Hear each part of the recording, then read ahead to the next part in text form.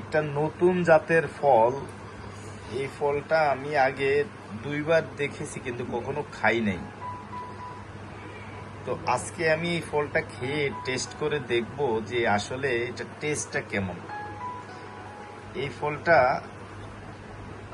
বলতে হবে এই ফলটার নাম কি। সত্যি কথা হইলো আমি নিজেও জানি না যে এই ফলটার নাম কি। এই প্রথম আমি জীবনের প্রথম আমি এই ফলটা আজকে টেস্ট করব যে এই ফলটা আসলে খাইতে কেমন লাগে বা কি ফল। যদি আপনারা কেউ বলতে পারেন কমেন্ট বক্সে কমেন্ট করে জানাবেন, কারণ আমি এই ফলটার নাম জানি না। এই ফলটা আজকে আমাকে একজন ভদ্রলোক গিফট করছে। আমি আজকে দেখব যে এই ফলটা আসলে কেমন। একদম কাঁঠালের মতো, গায়ে কাঁটা আছে, কাঁঠাল যেমন ঠিক একদম একই রকম ছোট কাঁঠালের মতো। আজকে আমি এটাকে এখন ভাঙবো, ভেঙে দেখবো যে এটা খেতে কেমন লাগে। নতুন জাতের ফল আমি আসলে কখনো খাই নাই।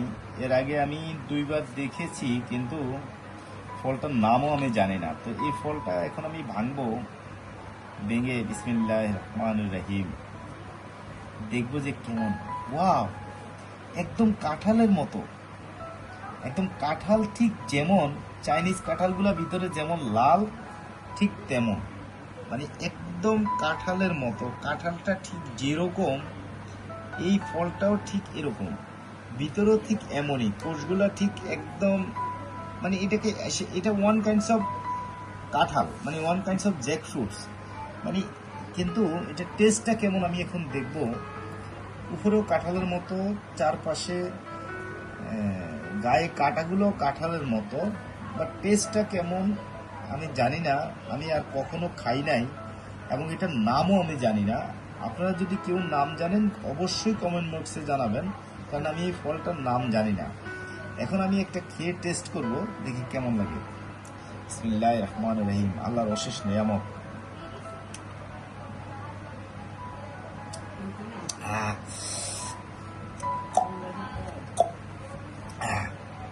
আলহামদুলিল্লাহ।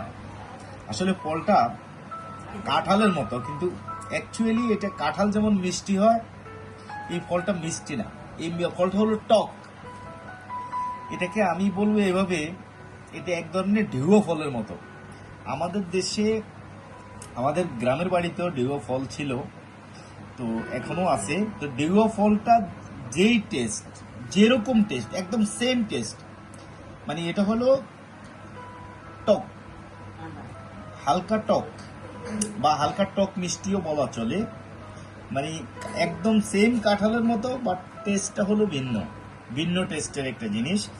যাই হোক, যদি আপনারা কোনো নাম জানেন, জানা থাকে অবশ্যই কমেন্ট বক্সে জানাবেন।